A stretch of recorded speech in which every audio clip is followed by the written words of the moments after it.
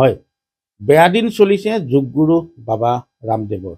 আগন্তুক দিনত বাবা ৰামদেৱৰ ৰাষ্ট্ৰদোষ তথা ৰাজদণ্ডৰ যোগ পৰিছে আৰু এই দুদিনৰ সময়ছোৱাত নিজৰ স্বাস্থ্যকে আদি কৰি তেওঁৰ যি ব্যৱসায় সংক্ৰান্তীয় কথা বতৰা সকলোতে ইয়াৰ প্ৰভাৱ পৰিব। এই কথা আমি কোৱা নাই, কৈছে যুৱজ্যোতিষী দিব্যজ্যোতি শইকীয়াই। যিহেতু দিব্যজ্যোতি শইকীয়াই বিভিন্ন সময়ত বিভিন্ন ব্যক্তিৰ ৰাশিচক্ৰ গণনা কৰি সেইসমূহ তেওঁ উল্লেখ কৰি আহিছে আৰু শেহতীয়াকৈ যোগগুৰু বাবা ৰামদেৱ সন্দৰ্ভত তেখেতে ৰাশিচক্ৰ গণনা কৰি কি পাইছে সেই সম্বন্ধে আমি জানিবলৈ চেষ্টা কৰিম। প্ৰকৃততে বাবা ৰামদেৱৰ জন্ম হৈছিল 1963 চনৰ 12 জানুৱাৰীত। আজি তাৰিখত তেওঁৰ বয়স 51 বছৰ 10 মাহ 23 দিন। যোগগুৰু বাবা ৰামদেৱৰ ৰাশি হৈছে মীন, লগ্ন হৈছে মীন।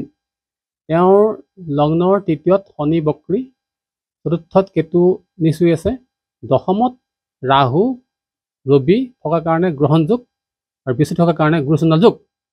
তাতে আকৌ বৃহস্পতি শুক্ৰ আৰু বুধ থকাৰ কাৰণে ৰাজযোগ, ৰাজহংস যোগ, মলয় যোগ সৃষ্টি হৈছে। কিন্তু তাৰ বিপৰীতে যদি চোৱা যায় তেওঁ সেই ৰাষ্ট্ৰৰ ৰাজদণ্ড ভোগো আছে। যিহেতু বাবা ৰামদেৱৰ বৰ্তমান চাৰাখাতি চলি আছে। যোৱা 23 চনৰ জানুৱাৰীৰ পৰা 2023 চনৰ জুনলৈকে তেওঁ চলিব চাৰাখাতি। চাৰাখাতি তেওঁ প্ৰথম চৰণ শেষ হৈ পেলাই দ্বিতীয় চৰণ আৰম্ভ হ'ব। এই সময়ছোৱাত বাবা ৰামদেৱৰ মানে ব্যৱসায় ডাঙৰ মানে দুৰ্যোগ আহিব। তাৰপিছত মানে আনএক্সপেক্টেড আনবেবল ডিফিকাল্টি আহিব আৰু মানুহ চিনি পাব। আৰু তেওঁ এই সময়ছোৱাত তেওঁ বিশেষকৈ মানে তেওঁ ডাঙৰ সমস্যা আহিব। লগতে তেওঁ এই মানে ব্যৱসায়ত এটা দুৰ্যোগ আহিব। দুৰ্যোগ অহাৰ লগে লগে তেওঁ বিশেষকৈ ট্ৰেক চেঞ্জ হ'ব। ট্ৰেক চেঞ্জ হোৱাৰ লগে তেওঁ ৰাহুৰ দশা তেওঁ আৰম্ভ হৈছে যোৱা 18 নৱেম্বৰৰ পৰা। ৰাহুৰ দশা তেওঁ ৰাহুৰ দশমত নিচ হৈ আছে। তেওঁ এইখিনি সময়ত মানে অলপ আপ এণ্ড ডাউন হ'ব, উত্থান পতন ঘটিব।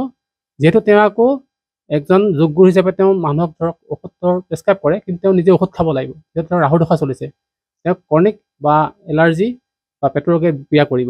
যি নহওক বাবা ৰামদেৱৰ যদি ৰাশিচক্ৰ চোৱা যায়, তেওঁৰ শংখপাল কালসৰ্প যোগ, গুৰুচণ্ডাল যোগ, গ্ৰহণ যোগ, মালব্য যোগ আৰু ৰাজহংস যোগ, এই 5টা গ্ৰহৰ সম্বন্ধই মানে ঘটাৰ কাৰণে তেওঁ ৰাজদণ্ড হৈ আছে, ৰাজযোগ হৈ আছে।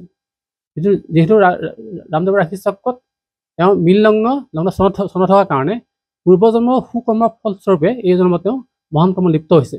আৰু তেওঁ যিহেতু তেওঁৰ ৰাশিচক্ৰত 5টা গ্ৰহ সম্বন্ধ ঘটাৰ কাৰণে অভিলেখ ভংগ যোগ আছে।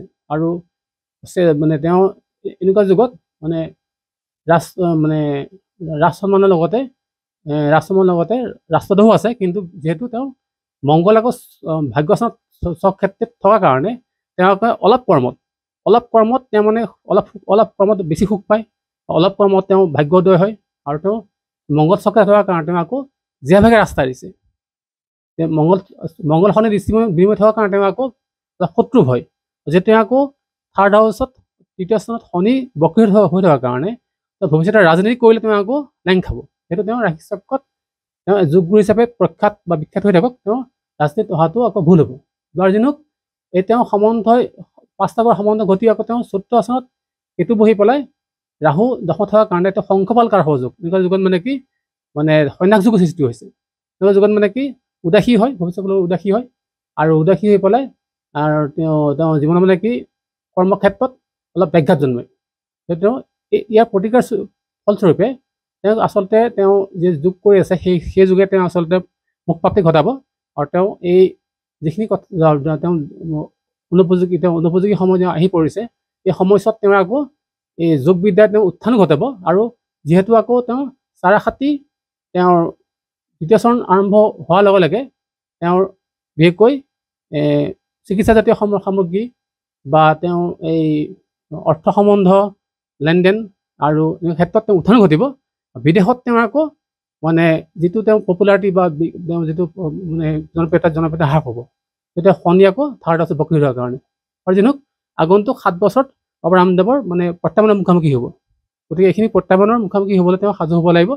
সাজু হোৱাৰ লগতে তেওঁ প্ৰতিকাৰ কৰিব লাগিব। প্ৰতিকাৰ যদি প্ৰতিকাৰ চোৱা যায়, তেওঁৰ ৰাশিচক্ৰত আচলতে এই ৰাহুৰ প্ৰতিকাৰ হিচাপে তেওঁ নিজ জাতি মানুহক বা চণ্ডাল বা চুইপাৰক ভোজন দান কৰাব লাগে। ঘৰত মানে গৃহস্থানত মহামৃত্যুঞ্জয় পূজা কৰিব লাগে, এইখিনিতে প্ৰতিকাৰ। নিশ্চিতভাৱে বহু কথাই উল্লেখ কৰিছে আৰু আগন্তুক 7টা বৰ্ষ বাবা ৰামদেৱৰ বাবে সুফল নহয় আৰু জ্যোতিষী দিব্যজ্যোতি শইকীয়াৰ দাবী আৰু তেওঁ উল্লেখ কৰিছে বহু কথা, উত্থান পতনৰ কথা বহু কথাই উল্লেখ কৰিছে আৰু দেখা যাব আগন্তুক দিনত কেনেদৰে যোগগুৰু বাবা ৰামদেৱৰ যিসমূহ ৰাশি চক্ৰ গণনা কৰি পোৱা যি কথা জ্যোতিষী ভাষ্য অনুসৰি সেয়া কেনেদৰে কাৰ্যকৰী হয় বা কেনেদৰে ফলৱতী হয় সেয়া সময়ত লক্ষণীয় হয়। আপুনি বিচৰা বাতৰি পাব কেৱল নিউজ 18 এপত। নিউজ 18 এপ ডাউনলোড কৰিবলৈ স্কেন কৰক এই QR কোড। গুগল প্লে ষ্টৰতো পাব এই নিউজ 18 এপ।